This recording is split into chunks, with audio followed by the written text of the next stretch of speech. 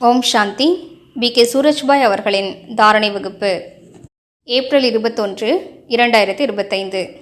நாம் நமது சித்தத்தினை எந்தளவிற்கு குளிர்விக்க வேண்டுமென்றால் அதன் மூலம் நம்மிலிருந்து நாலாபுறங்களிலும் அமைதியின் அதிர்வலைகளே வெளிப்பட வேண்டும். எப்படிப்பட்ட சூழ்நிலைகள் வந்தாலும் சரி, மனிதர்கள் என்ன செய்து கொண்டிருந்தாலும் சரி, நம்மில் கோபத்தின் ஜுவாலை எரியக்கூடாது.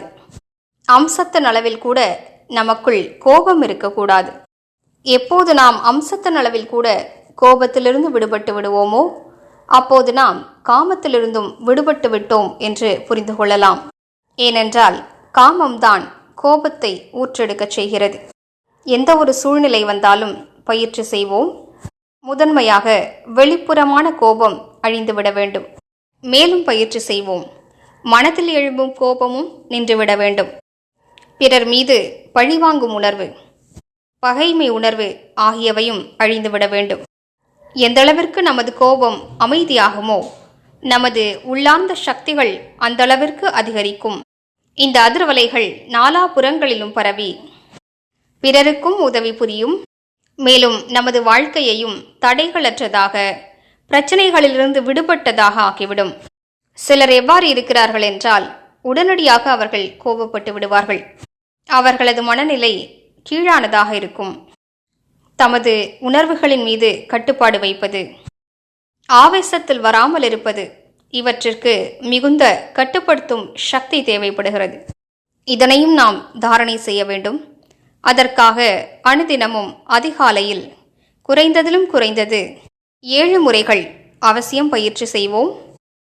நான் அமைதியின் சொரூபமாவேன்.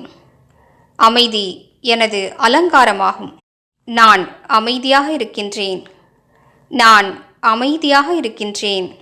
பின்னர் நடைமுறையில் உடனடியாக ரியாக்ட் செய்யாமல் இருப்பதற்கு பயிற்சி செய்வோம். எப்படிப்பட்ட விஷயம் உங்களிடம் வந்தாலும், யாரோ ஏதோ கூறினாலும், நீங்கள் கூறுவதை ஏற்றுக்கொள்ளாவிட்டாலும், வேலையை கெடுத்துவிட்டாலும், அல்லது நாம் அவர்களிடம் எதிர்பார்த்த விஷயத்தை அவர்கள் செய்யாமல் இருந்தாலும் உடனடியாக ரியாக்ஷன் காட்ட வேண்டாம். இதனை நன்றாக பயிற்சி செய்வோமானால் கோபத்தின் அக்னி அமைதியாகிவிடும்.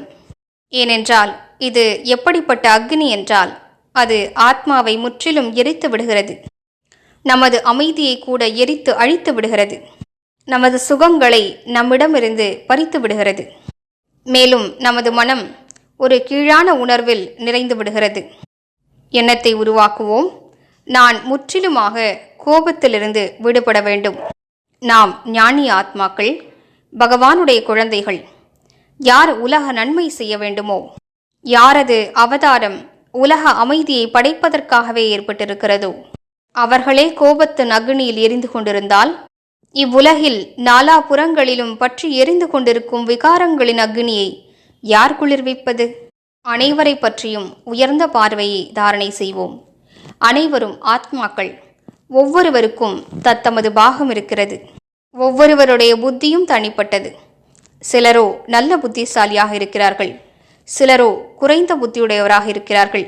பலவிதமான ஆத்மாக்கள் இருப்பதுதான் இவ்வுலகிற்கே அழகாகும்.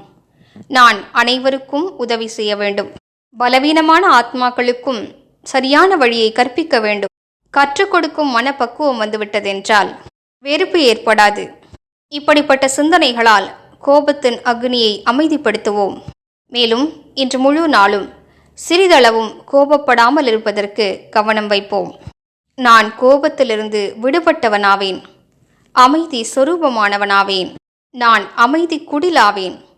என்னிடமிருந்து நாலாபுறங்களிலும் அமைதியின் அதிர்வலைகள் பரவுகின்றன. பின்னர் இடையிடையே சாந்தி தாமத்திற்கு செல்வோம். அமைதி கடலானவரின் அருகாமையில் அமர்ந்து விடுவோம். அவரது அமைதியின் அதிர்வலைகளை கிரகித்துக் கொள்வோம். உணர்ந்து பார்ப்போம். அமைதி கடலானவருடைய இனிமையான அமைதியின் அதிர்வலைகள் எனக்குள் நிறைந்து கொண்டே இருக்கின்றன. ஓம் சாந்தி.